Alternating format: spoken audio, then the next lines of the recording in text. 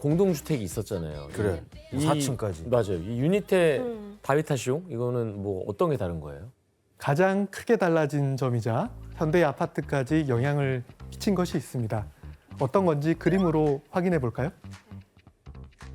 오스만 시대에 지어진 석조 아파트죠.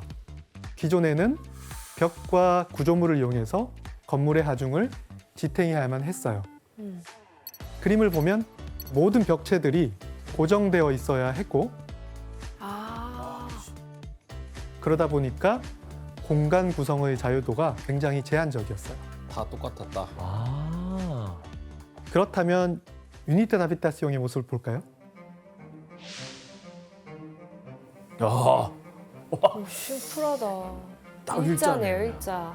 유니테 다비타시옹은 구조가 굉장히 단순해진 것도 느껴지시죠? 네. 그때 당시로서는 이게 굉장히 혁신적이었던 거잖아요. 그치. 제이슨 씨, 현재 우리가 사는 아파트에서 이런 영향을 받아서 가능한 또 인테리어가 있다고요? 지금 보시면 바로 이 오픈 플랜이라고 해서 과거에는 이 거실과 주방이 벽으로 이렇게 막혀져 있는 경우가 좀 많았거든요. 저도 지금 현재 주방이 막혀 있는 곳에서 살고 있는데 요즘은 이 두 공간을 하나로 통합한 이 인테리어가 보편화된 것 같아요. 이렇게 하면 공간이 더 넓어 보이는 효과도 있고요. 이러한 인테리어 역시 공간이 자유로워지면서 할 수 있게 되었다라고 이렇게 바라봅니다. 그 베란다를 확장하는 그런 공사까지 포함한 거죠. 그렇죠. 왜냐면 제거를 못하는 벽이 있으면 이게 확장이 안 되니까 조금 더 와. 자유로울 수 있다라고 보는 거죠. 네, 맞습니다. 그런데 철근 콘크리트를 활용한 덕에 바뀔 수 있었던 것이 있었는데 과연 뭘까요? 창. 맞습니다.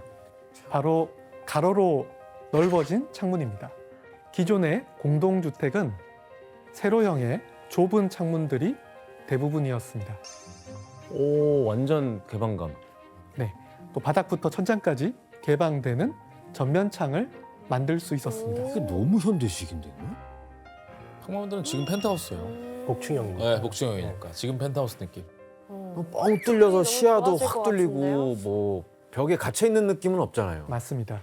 당시 파리는 좁은 방에 많은 사람들이 과밀한 상태로 살았고 창문이 작거나 없는 경우도 많아서 자연 채광이 부족했고 위생 상태도 엉망이었습니다. 파리 이때만 가보더라도 왜 우리 그 숙박 공유 어플 같은 데 가보면 갇혀 있어 그냥. 이거 막 벽이 너무 많아서 아. 새로 작은 차기라 어두운 경우가 좀 굉장히 많잖아요. 갇혀 있는 느낌이죠. 답답하고.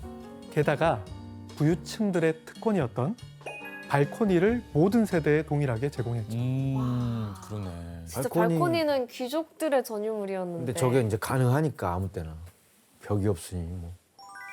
그러네. 이거 완전 현대식이네. 그렇죠. 그리고 발코니 말고도 모든 세대에게 동일하게 제공한 것이 있었습니다. 화장실. 맞습니다. 역시 눈치 바로 빨라요. 욕실입니다. 욕실. 19세기 말부터 건축물 속에 온수 및 가스 배관들이 설치되기 시작했거든요. 우리 좋은 시절에 살고 있는 거야, 진짜. 저 처음 온수 나왔을 때 얼마나 와, 감격을 유레카지, 했을까요? 그러니까. 그러면은 교수님 이전에는 그 어쨌든 욕실이랑 화장실이 아예 없는 거예요, 집에? 네, 맞습니다. 예전에는 부르주아 계층의 공동주택들만 욕실을 갖추고 있었어요. 그렇다면 당시 욕실을 갖추려면 어느 정도의 돈이 들었는지 그림으로 같이 한번 확인해 보실까요? 네. 이 그림은 1900년대 초 욕실 설비 광고입니다. 루소 앤드 컴퍼니 프로방스 거리 93번지 파리 욕실 250프랑부터. 물탱크가 집 안에 있네. 그러네. 그림의 오른쪽에 보이는 것이 물을 끌어와 데우는 보일러였는데 설치하는 금액이 바로 250프랑이었습니다. 보일러야. 그게 어느 정도 금액이에요? 당시 프랑스 노동자의 하루 평균 임금이 5프랑에서 6프랑 아이고야. 사이였으니까 250프랑이면 50일 동안 하루도 쉬지 않고 일해야만 벌 수 있는 진짜 돈이었어요. 비싸다. 찬물로 씻으면 되지. 안 되죠. 지금 날씨 찬물로 쓰신다고 생각해봐요. 낮에. 너무 파리 너무 추워. 그럼에도 불구하고 개인 욕조의 인기는 점점 높아졌죠. 교수님, 이렇게 비싼 금액에도 인기가 많았던 이유가 뭐예요? 이 시기에 위생의 중요성이 부각되면서 개인 청결을 유지하기 위한 욕조 사용이 권장됐어요. 욕조의 인기가 높아지면서 물 배달업이 급성장했습니다. 배달원들은 뜨거운 물을 층계 위로 올려놓고 다시 아래로 내려가서 마당에서 차가운 물을 가져왔다고 합니다. 아, 그러니까 물이 안 나오는 거야? 그렇구나. 대표기만 할 수 있고 물이 안 나와요? 네. 그러네. 그걸 배관이 없잖아. 수도 설치가 되어 있지 않은 것이죠. 이때 만약 물을 한 방울이라도 집 안에 흘리면 팁을 받을 수 없었기 때문에 매우 신중해야 우와. 했다고 합니다. 너무해. 아헤이. 완전 갑질인데. 그렇다면 부유층이 아닌 서민들의 욕실은 어땠을까요? 썼던 물 계속 썼지 아이씨, 않았을까요? 그거는 안 씻고 말지. 재탕했을 것 같아요. 재탕. 네, 그림을 통해서 확인해 보도록 하겠습니다. 이게 뭐야? 뭐 하고 있는 거예요? 물이 없는 건가요? 씻는 행위 예술인가? 아, 물 젖은 거를 그대로 하는 아니 행위 예술이라니. 행위 예술이라니. 그러니까 씻는 척을 하는 이게 상상으로 씻는 건가요? 잠깐만요.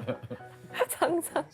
당시 서민들은 그림 속 모습처럼 대야나 물병 등을 사용해서 씻는 것이 일반적이었다고 합니다. 뭐 하는지 모르겠어. 그러니까 욕조에 물을 가득 채울 정도로 물을 낭비할 수 없었던 거 아닐까요? 그래서 물을 그냥 조금 있는 걸 적셔가지고 닦지 않았을까요?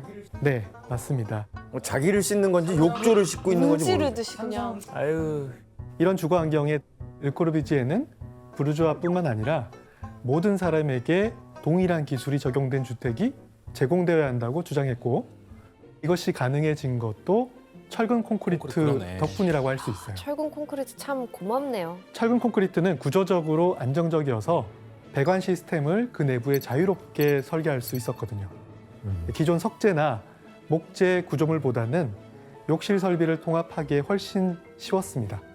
그래서 르꼬르비지에는 모든 건물마다 수도 및 온수관을 설치했습니다. 야, 욕조 평등권이네요. 그러니까 어떻게 보면 우리 지금 당연하게 누리고 있는 것들이 저 때는 못 누리고 살았던 거네 사람들이. 그렇죠.